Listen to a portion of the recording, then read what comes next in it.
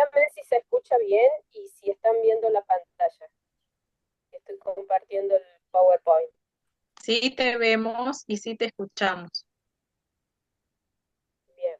¿Se escucha, se ve el PowerPoint perfecto? No hay problema. Sí, Sí, claro. Bueno, bueno, acá viene otro punto importante que también esta mañana el doctor había mencionado, que son las cardiopatías cianosantes.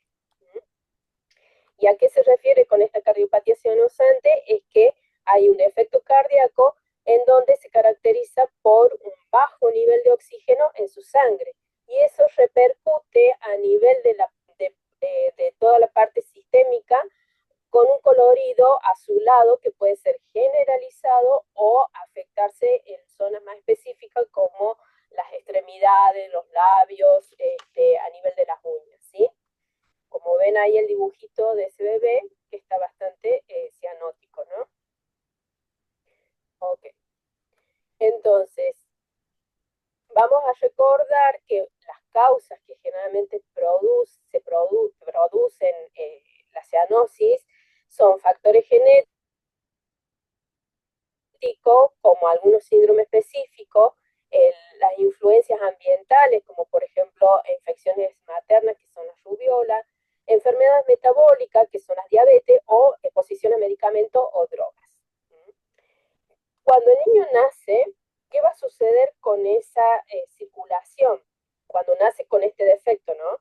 ¿Qué va a suceder con esa circulación? Es que la sangre va a pasar de una zona de menor flujo a una zona de mayor flujo, o se va a ver una mezcla de esa sangre, ¿no? Que va a haber una sangre oxigenada con una sangre no oxigenada. Y nuevamente lo vamos a observar cuando, a través de todo su parte de los miembros externos, se lo va a ver con una cianosis, con el colorido este azulado. Como también lo mencionó Silvana, que cuando hay un efecto cardíaco, se pueden comprometer válvulas cardíacas, ¿sí?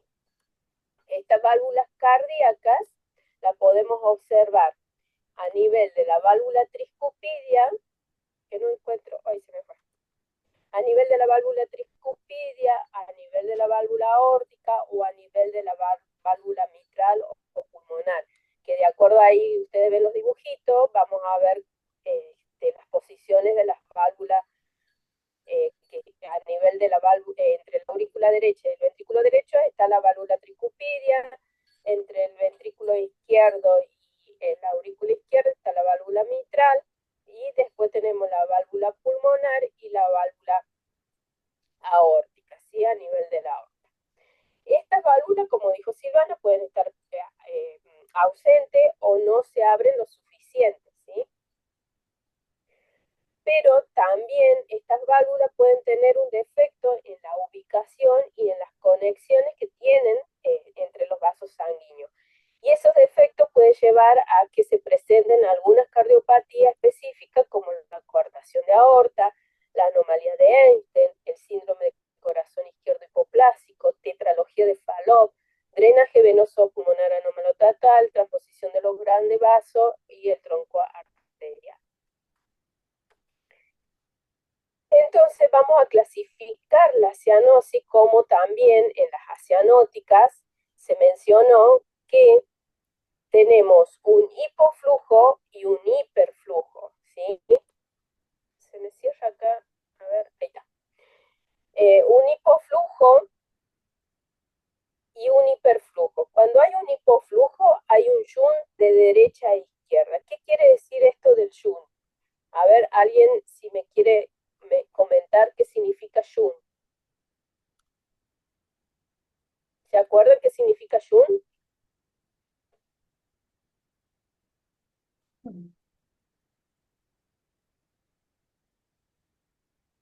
¿Alguien sabe qué es shunt? no, no sé. Bueno, ¿qué significa shunt? Que es el desvío que tiene la sangre por una comunicación anormal del corazón, ¿sí? ¿Esto qué quiere decir? Que del lado derecho, ¿sí?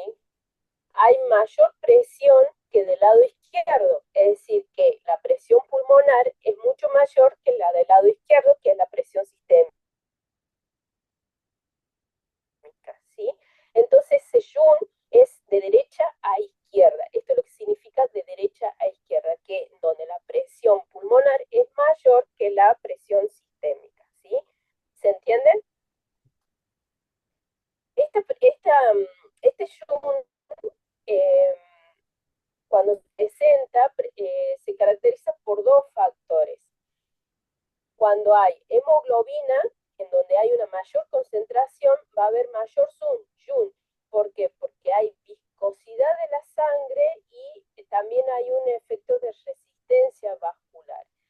Y otro factor que hace que haya una alteración de este Jun es que haya una sobrecarga de volumen y dilatación de las cavidades, ¿sí? Esto es lo que puede generar, estos dos factores pueden generar este Jun.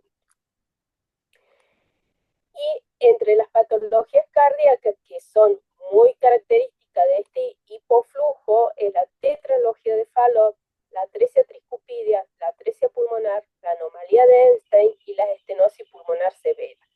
En neonatología, la más frecuente es la tetralogía de Fallot, la atresia tricupidia y la anomalía de Einstein, ¿sí? Que es lo que vamos a desarrollar un poquito más. Y también la cianótica la podemos ver como hiperflujo pulmonar, en donde hay un cortocircuito mixto. ¿Qué quiere decir esto del cortocircuito mixto? Que hay una mezcla de sangre oxigenada con una sangre no oxigenada.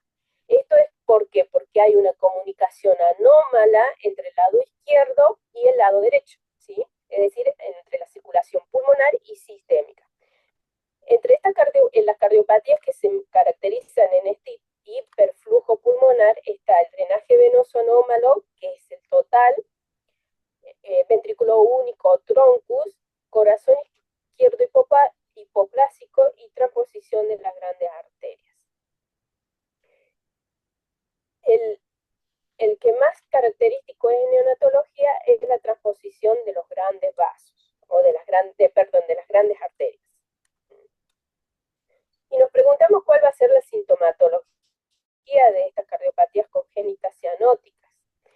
El síntoma más característico, que ya lo hemos mencionado, es la cianosis, que puede ser generalizada o en zonas determinadas como la piel, labio o uñas, ¿sí? Esto es por la falta de oxígeno en la sangre. También presenta taquipnea, que es la respiración rápida y generalmente se presenta cuando el bebé se está por alimentar. ¿Y por qué se presenta esta alteración? Es porque ya el bebé presenta cansancio, somnolencia y una falta de energía propia, ¿no? Otro síntoma importante es que lleva a una dificultad en su desarrollo fisiológico y biológico normal del niño. Y generalmente estos niños están en un llanto constante o malestar general. Y también se acompañan con soplos cardíacos, que obviamente lo podemos escuchar con el estetoscopio, ¿no? Entonces acá viene lo más importante, que aquí lo voy a resumir con una radiografía y con un esquema dinámico también para que ustedes vean qué es lo que sucede, que también ya lo había mencionado el doctor esta mañana, que es en cuanto a la tetralogía de Fallot. ¿Recuerdan cuáles eran las 4 anomalías que tenía la tetralogía de Fallot? Ahí lo están viendo. ¿Cuáles eran?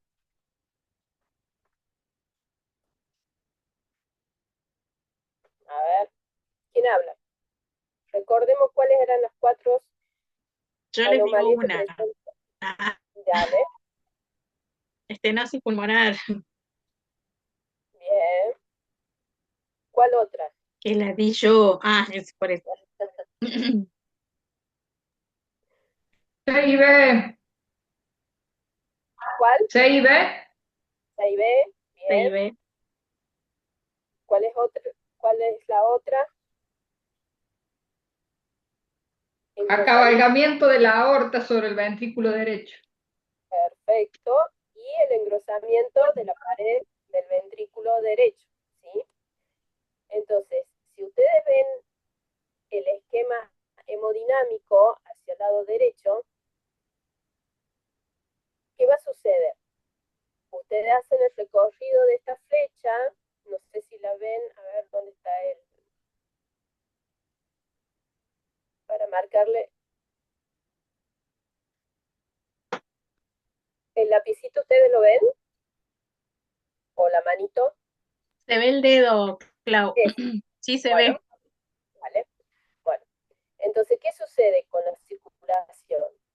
Esta circulación que viene del cuerpo, que es la no oxigenada, ¿sí?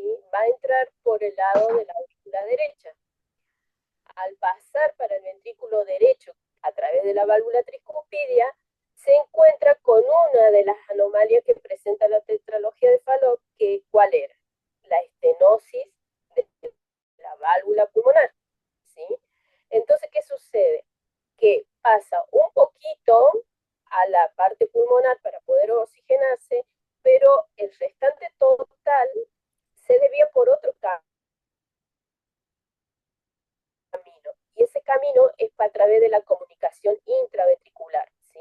Entonces va a haber una pequeña mezcla y esa mezcla es la que va a pasar a través de la aorta hacia el resto del cuerpo, es decir, que se va a transformar en una sangre pobre en oxígeno y va a dar lugar a esto de la cianosis en el paciente, ¿ok? Y radiográficamente, como lo explicó Silvana, que es lo que vamos a observar, que es muy característico de un corazón en forma de sueco. Y también va a haber un tronco pulmonar cóncavo y disminución de la trama vascular pulmonar, ¿sí? Digamos que es un recordatorio, ¿no? De esta mañana de lo que había explicado también el doctor. Repaso. Sí. Otra de las alteraciones cianóticas a nivel del corazón en neonatología es la atresia tricupidia. ¿Qué sucede en la atresia tricupidia? En esta atresia tricupidia tenemos que hay una alteración o una ausencia de la válvula tricupidia. Si ustedes lo ven aquí, no es, no es, no tiene esa formita, digamos, de como de solapita que va a permitir el paso de la sangre. ¿Qué sucede aquí en esta circulación? Si ustedes ven, tenemos que la sangre que viene del cuerpo, que viene no oxigenada, va a pasar a la aurícula derecha. De la aurícula derecha, como hay una ausencia de esa válvula, si ustedes lo ven aquí, del lado izquierdo, derecho, perdón, no está esa válvula tricuspidia, ahí está ausente. Entonces, ¿qué sucede? Que la sangre va a pasar a través del orificio de la comunicación intraauricular. Es decir, que va a haber una mezcla, va a pasar hacia el ventrículo izquierdo y del ventrículo izquierdo va a pasar hacia los pulmones, ¿sí? Pero también esta circulación va a pasar del ventrículo izquierdo al ventrículo, perdón, del ventrículo izquierdo al ventrículo derecho, ¿sí? Y va a dirigirse por la vena pulmonar hacia los pulmones, ¿ok? Y otra parte va a pasar a través de la arteria aorta como sangre no oxigenada. ¿Se entendió hasta ahí?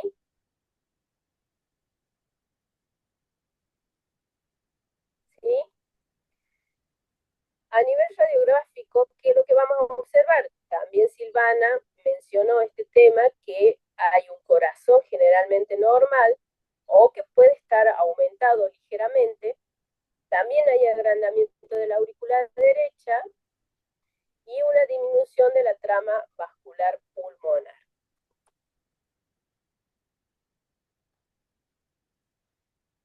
Y acá tenemos otra patología que también se da en neonatología, que es la anomalía de Einstein. como verán, esta anomalía de Einstein, ¿qué sucede acá?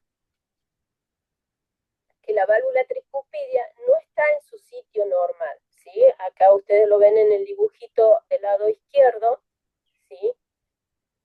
Como que está sobre el ventrículo derecho, ¿sí? Es decir, que se desplaza sobre ese ventrículo,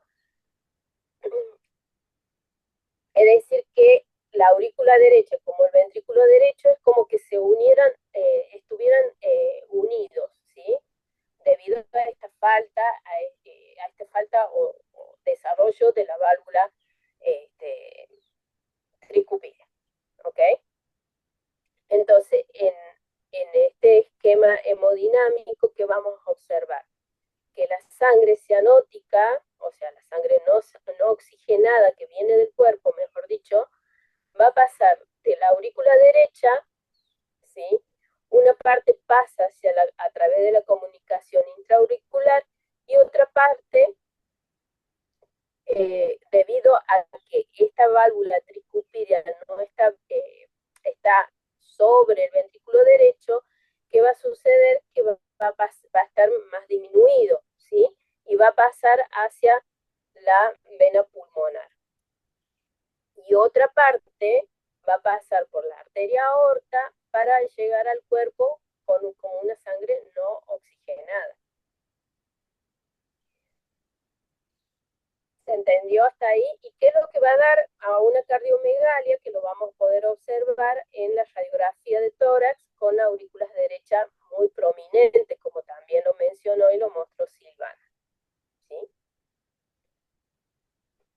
¿Queda claro estas 3 o 4 patologías muy frecuentes en neonatología? Sí, sí, Bien. sí. Entonces, ¿qué sucede ahora? Tenemos una última, que es la transposición de las grandes arterias. Esto es porque hay un acabalgamiento, mejor dicho, una salida de las arterias principales que no son normales. ¿Mm? ¿Qué sucede acá?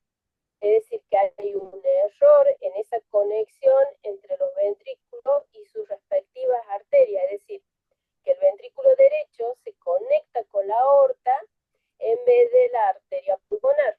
Acá lo están viendo ustedes, ¿sí? Y el ventrículo izquierdo se va a conectar con la aorta. ¿Mm? Si ustedes lo ven aquí en el gráfico del esquema dinámico, ¿qué va a suceder? Esto quiere decir que en vez de ir la sangre oxigenada del ventrículo izquierdo, en vez de ir a todo el cuerpo a través de la aorta, que es lo que normalmente tiene que suceder, ¿qué hace? Que se vuelva hacia el pulmón para reoxigenarse, ¿sí? Acá ustedes lo están viendo. Ay, no tengo el cursor, acá está. Entonces, la sangre que viene no oxigenada pasa a la aurícula derecha, a través de esta comunicación intraauricular va a pasar hacia la aurícula izquierda. Pero como hay un error de conexión en esa arteria, en esos grandes vasos, va a hacer de que la sangre oxigenada la sangre no oxigenada vuelva hacia los pulmones para volver a reoxigenarse, ¿sí? Y por ende, esta sangre que en vez de estar oxigenada va a volver a través de la arteria aorta, que va a estar del lado del ventrículo derecho, debido a esta anomalía, va a pasar al cuerpo con este color cianótico. Y en la radiografía, que lo que vamos a observar es esto, ¿no? De una sombra cardíaca que tiene como un huevo colgado de una cuerda y con un mediastino superior que está muy angosto.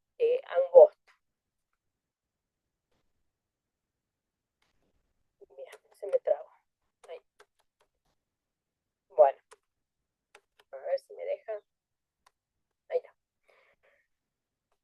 Entonces, en cuanto al diagnóstico, en la mayoría de las cardiopatías, vamos a diferenciarlo a través de la clínica, después a través de las tomas radiográficas, que vamos a poder controlar qué tipo de cardiopatía son, de acuerdo a los signos radiográficos que se presentan, que dijimos que pueden ser en zapato de sueco, como muñeco de nieve, ¿sí? O como en forma de ovoide en el caso de la transposición de los grandes vasos. También tenemos el electrocardiograma a través del ecocardiograma o el cateterismo, que también lo mencionó Silvana o Karina. Bien. Y el tratamiento médico quirúrgico en la tetralogía de Fallot, en este caso, son cirugías, digamos que la mayoría son cirugías paliativas y cirugías correctivas, ¿sí? Va a depender en qué momento se van a realizar estas cirugías.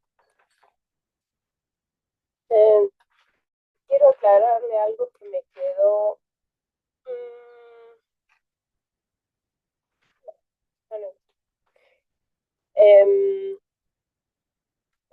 en la atresia tricuspidia se realiza también en la primera instancia una cirugía paliativa y luego se realizan dos cirugías, que es la conexión de Glenn y el procedimiento de Fontan, ¿sí? Que es la corrección de la alteración o la anomalía que tiene esta tricúspide, esta válvula. En la anomalía de Einstein generalmente se utiliza la prostaglandina para mantener entre las 24 y 48 horas. ¿Para qué se usaba la prostaglandina? Pregunta.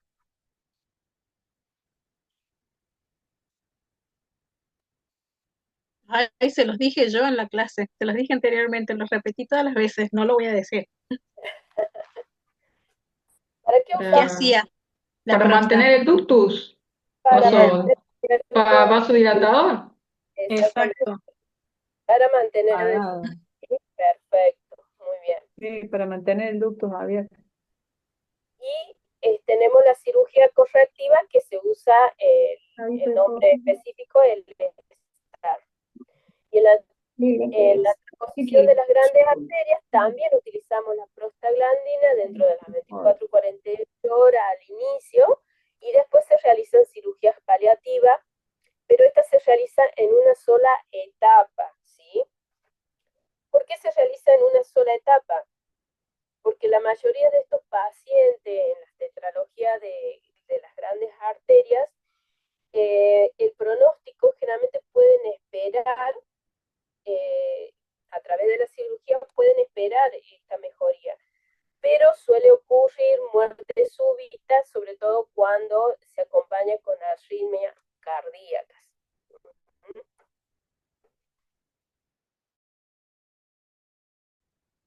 O sea, como verán, todos los tratamientos médicos quirúrgicos, tanto en una cianosante o normoflujo, tenemos cirugías paliativas como correctivas, ¿sí?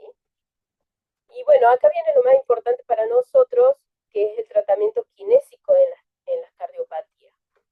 El tratamiento kinésico respiratorio que vamos a tener en cuenta es determinar si el origen de la cardiopatía es cianótica o no cianótica. ¿Qué vamos a hacer? Es valorar la historia clínica de ese paciente, es decir, vamos a prestar conocimiento de qué detalle tiene esa historia clínica.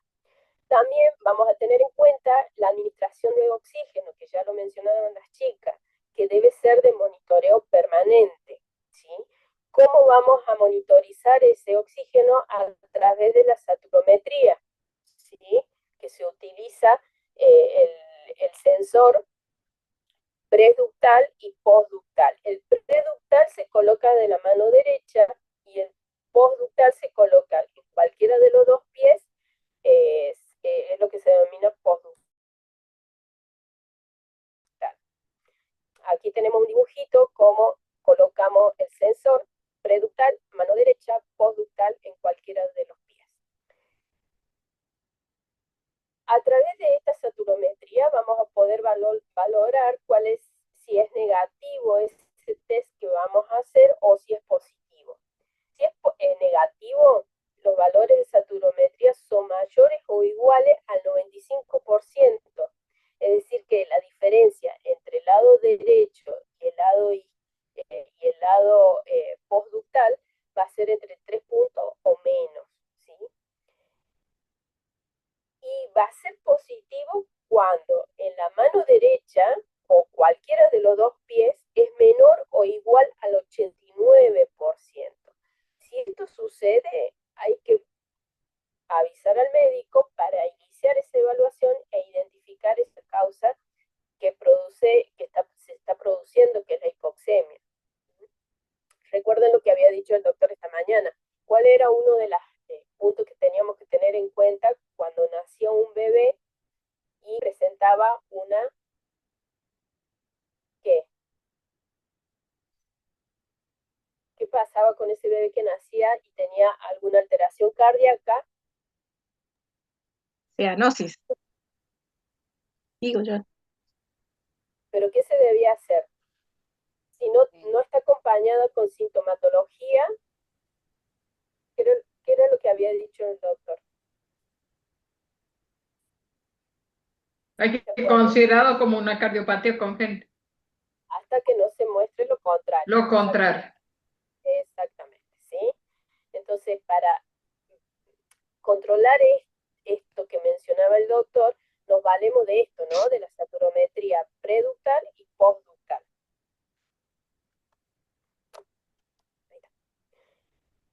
También es necesario mantener una buena ventilación y ser precavido con esto de la oxigenación, en donde las cardiopatías tienen una saturometría deseada que es entre un 75 y un 85%, ¿sí? Entonces es importante hacer el registro de esta saturometría.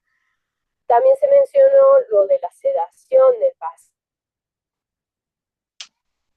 paciente, ¿sí? Porque bueno, después de un periodo de post-cirugía, este paciente está muy sensible al dolor, entonces es importante rescatar lo que es la sedación en un paciente que está ventilado. ¿Por qué? Porque el objetivo va a ser aumentar esa saturación venosa y mejorar esa entrada de oxígeno. Y obviamente que en las primeras horas que vamos a tener en cuenta el uso de esta de medicación, que es la paliativa, que es la prostaglandina, ¿no? Que ahí hay un cuadrito en donde podemos observar cuál es la dosis inicial que se utiliza en los neonatos.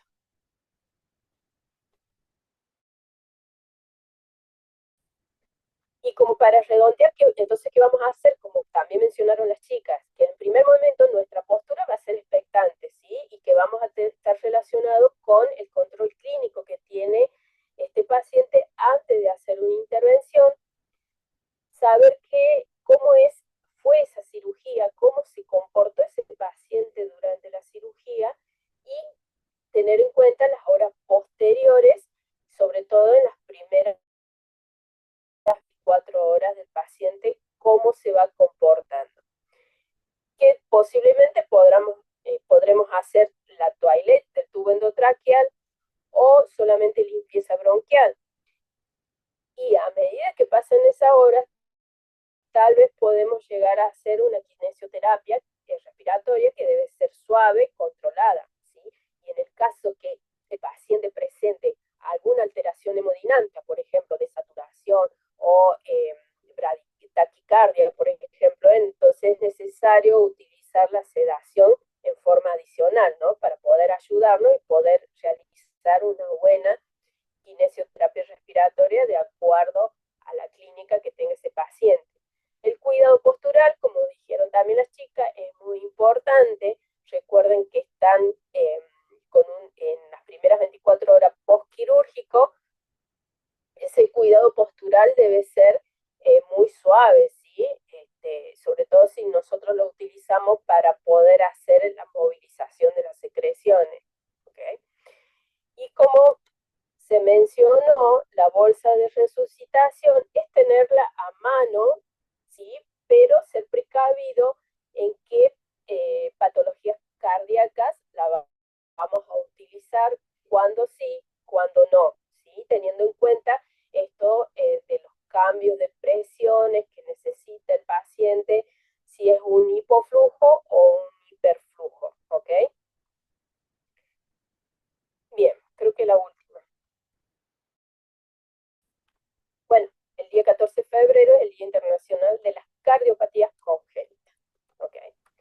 ¿Alguna pregunta, alguna duda?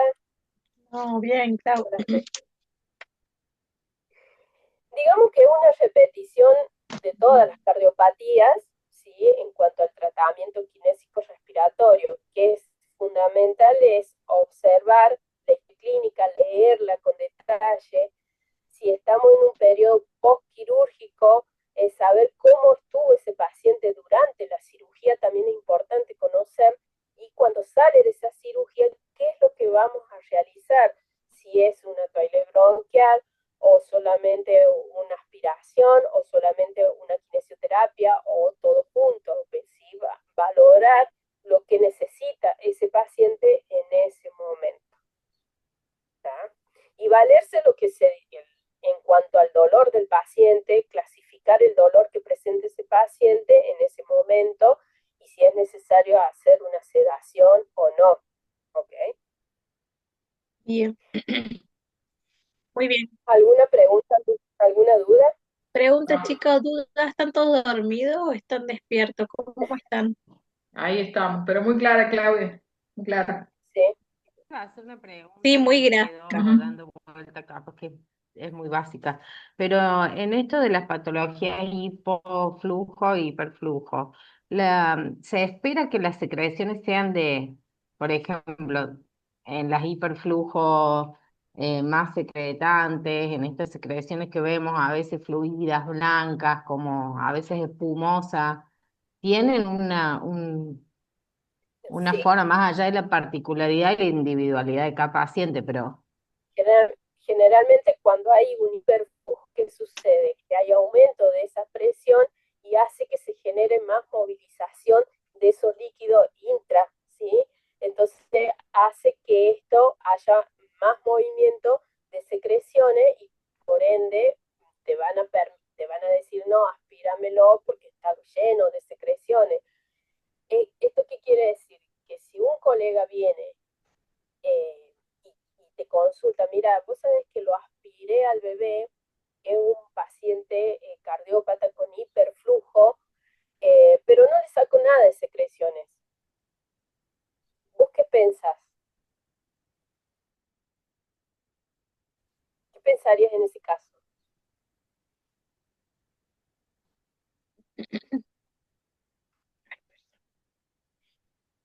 ¿Qué está sucediendo ahí en esa técnica kinésica respiratoria?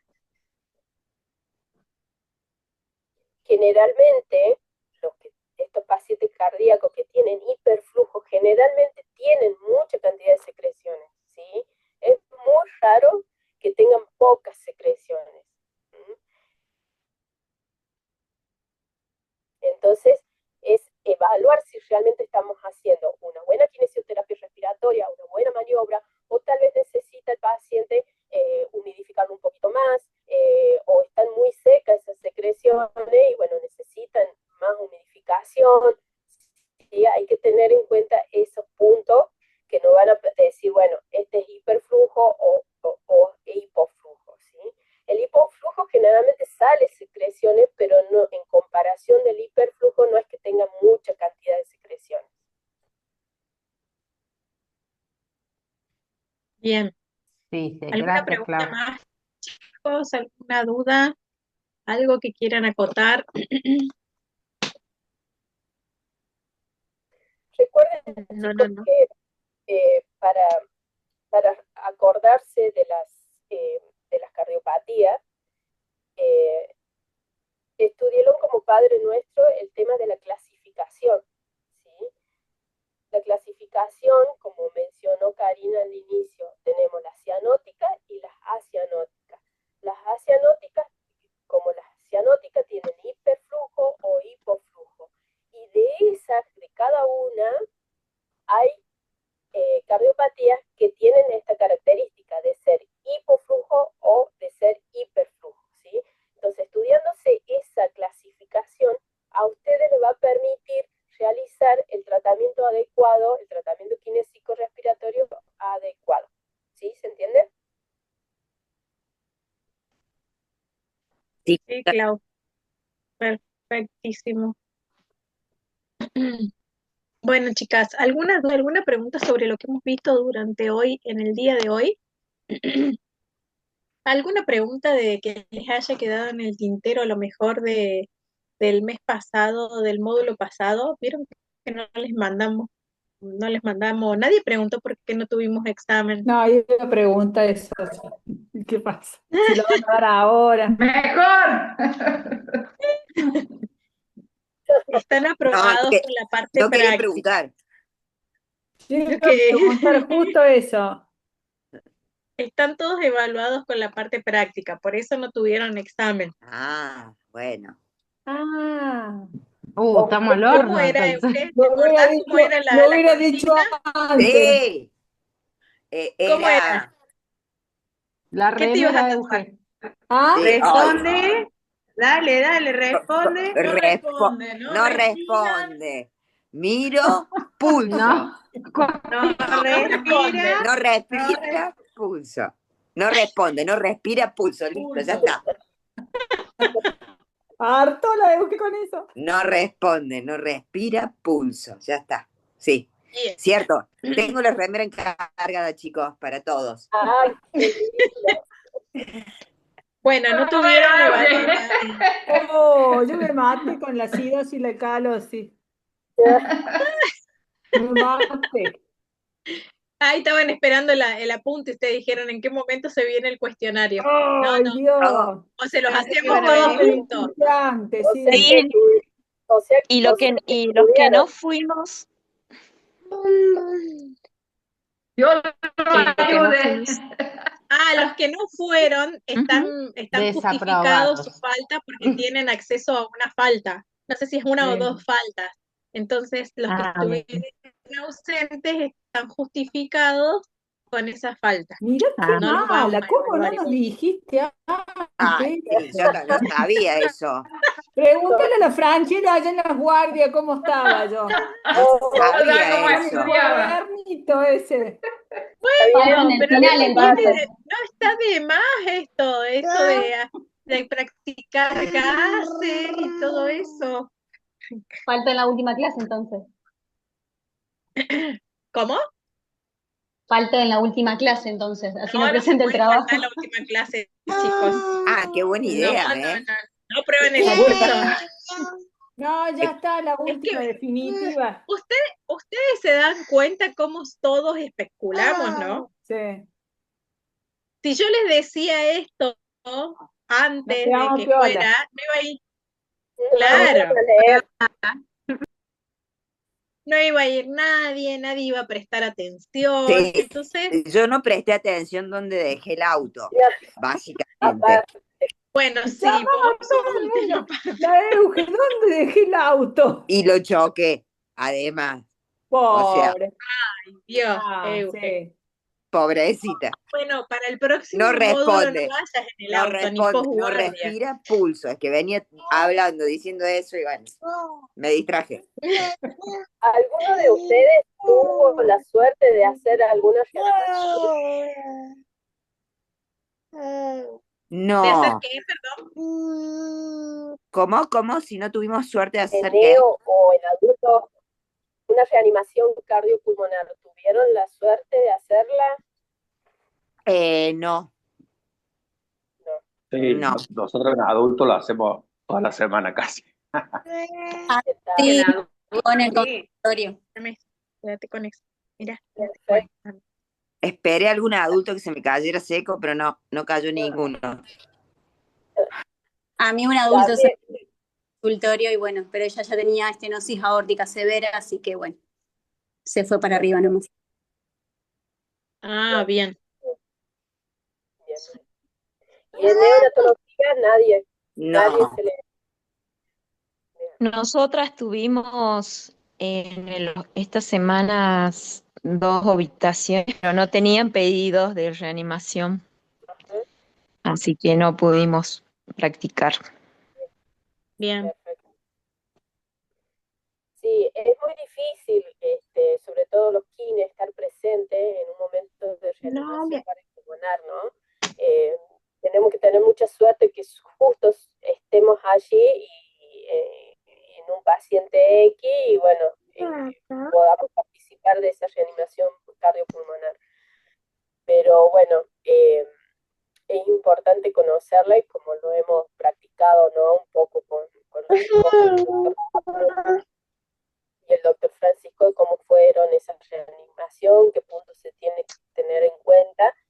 Y eso es un detalle importante para cuando nosotros vamos a hacer una intervención kinésica, ¿no? Porque muchas veces introducimos sondas y no nos damos cuenta o no controlamos la hemodinamia de ese paciente y por X razones hace un reflejo vagal y lo lleva a una arritmia y lo llevamos a un paro cardiorrespiratorio, ¿sí? Entonces hay que tener mucho cuidado cuando hacemos nuestra intervención kinésica de evitar estas cosas, ¿no? De estos reflejos vagales para evitar lo que es el paro cardiorrespiratorio o respiratorio de un bebé, ¿no? Así es muy importante porque a nadie le ha tocado tener un paciente con bradicardia extrema, que le haga una bradicardia extrema cuando esté interviniéndolo justo en el momento de intervención. No.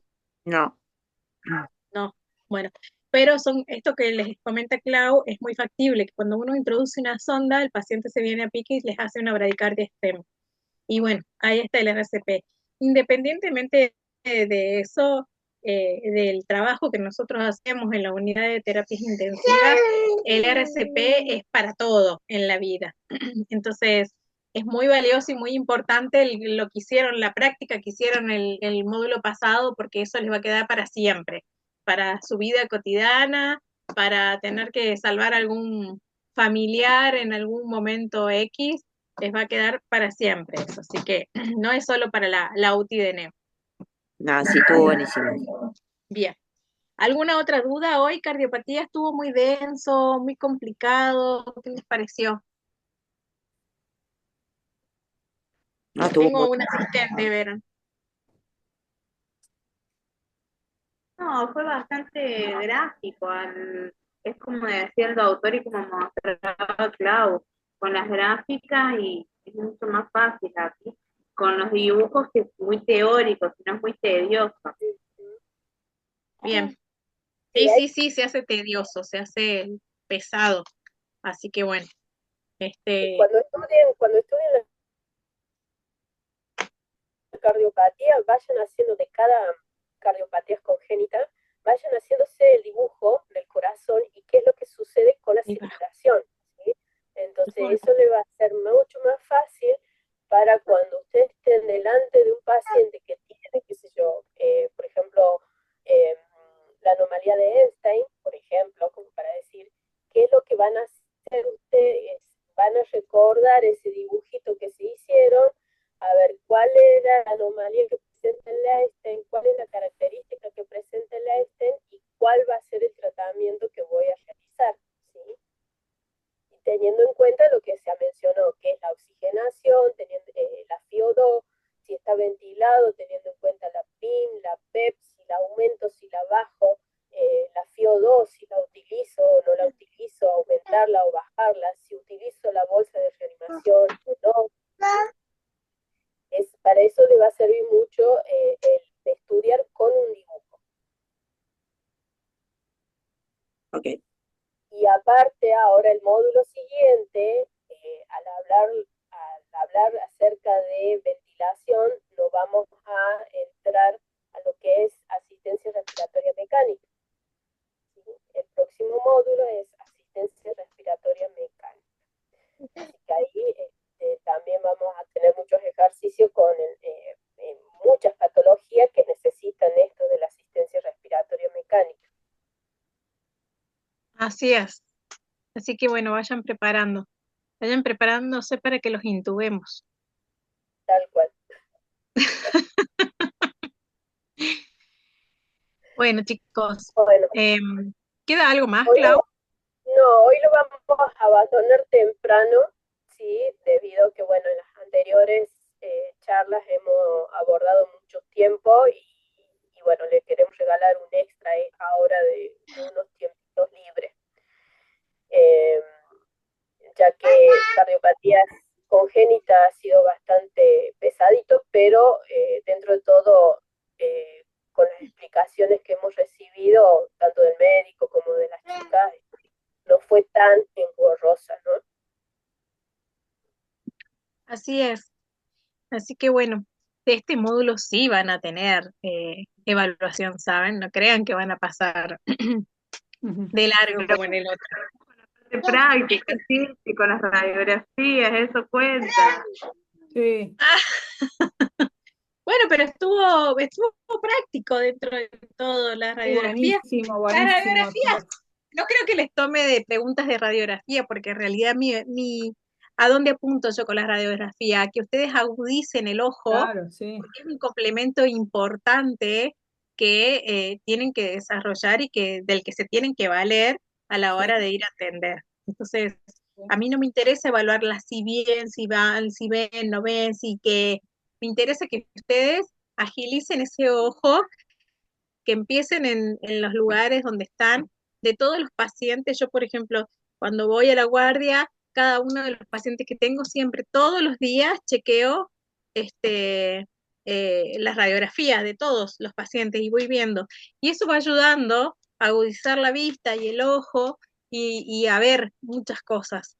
A eso apunto, a que ustedes sepan leer unas radiografías, ¿sí? No se olviden que yo creo que de todo el equipo de salud debemos de ser uno de las profesionales más instruidos, más capacitados en muchas áreas. Sabemos de rayos, sabemos del laboratorio, sabemos algunas cosas de medio interno, tenemos una formación bastante profunda, como quien dice, ¿sí? Entonces, es importante Con el que tema, ustedes... con el tema de los gases en sangre,